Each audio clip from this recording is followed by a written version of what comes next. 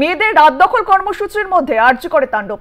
সকাল থেকে আতঙ্ক আরজিকরের কর্মীদের চোখে মুখে, এমনকি নিজেদের কর্মস্থলে কাজ করতে ভয় পাচ্ছেন তারা।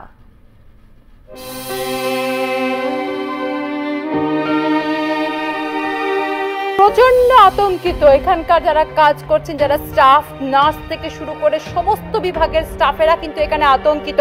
ইনজেকশন, প্রত্যেকটি জিনিস, মনিটর এবং প্রায় লক্ষ লক্ষ টাকার জিনিস। উত্তর কলকাতার অন্যতম হাসপাতাল বলা যেতে পারে, সরকারি হাসপাতাল, যেখানে বহু রোগী ভরসা বলা যেতে পারে এই হাসপাতাল, সেই হাসপাতালের এমার্জেন্সি এইভাবে আজকে তছরূপ হয়ে গেছে, যেখানে লন্ডভন্ড হয়ে গেছে।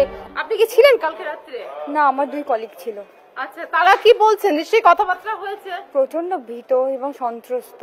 এই পরিস্থিতি, এই চেহারা দেখে মনে হচ্ছে যে আদতে খুব দ্রুত এখানে চিকিৎসা শুরু হবে, কারণ আরজিকর উত্তর কলকাতা একটা অন্যতম হাসপাতাল বলা যেতে পারে। জানি না কি হবে, জানি না, প্রচন্ড ভয় আছে, জানি না। আতঙ্কিত অবশ্যই। এই যে অবস্থা, কোনো মানুষ চিকিৎসা পাচ্ছে না বা বাইরে বসে আছে সব।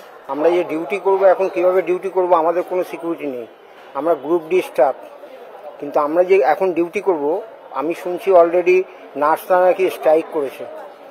তো আমরা যে গ্রুপ ডি কন্ট্রাকচুয়ালের কর্মী, আমরা যে কিভাবে ডিউটি করব, আমাদেরও তো মেয়ে ছেলের মা বোনরা ডিউটি করছে, তাহলে আমরা কিভাবে সিকিউরিটি পাবো? প্রত্যক্ষদর্শী যিনি এই অ্যাডমিশন কাউন্টারে যেখানে ছিলেন, সেই অ্যাডমিশন কাউন্টারের অবস্থা যেখানে দেখতেই পাওয়া যাচ্ছে যে যেভাবে কাঁচ ভাঙা হয়েছে সেই পরিস্থিতি, এবং তার মধ্যে প্রাণ বাঁচিয়ে কোনো রকমে ছিলেন এখানকার স্টাফেরা, এমনটাই কিন্তু বক্তব্য তাদের।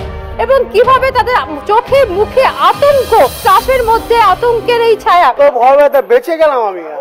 আপনি কি ছিলেন কালকে রাতে? হ্যাঁ, একে মেরে ফেলতাম। কপাল ভালো যে আমি বেঁচে গেছি। দেখলে কিন্তু বোঝা যাচ্ছে যে কতটা পরিমাণে এখানে তাণ্ডব চলেছে, এবং পাখাগুলো পুরো বাঁকিয়ে দেওয়া হয়েছে, সমস্ত কিছু ভেঙে চুরমার করে দেওয়া হয়েছে, এবং যেভাবে তাণ্ডব চলেছে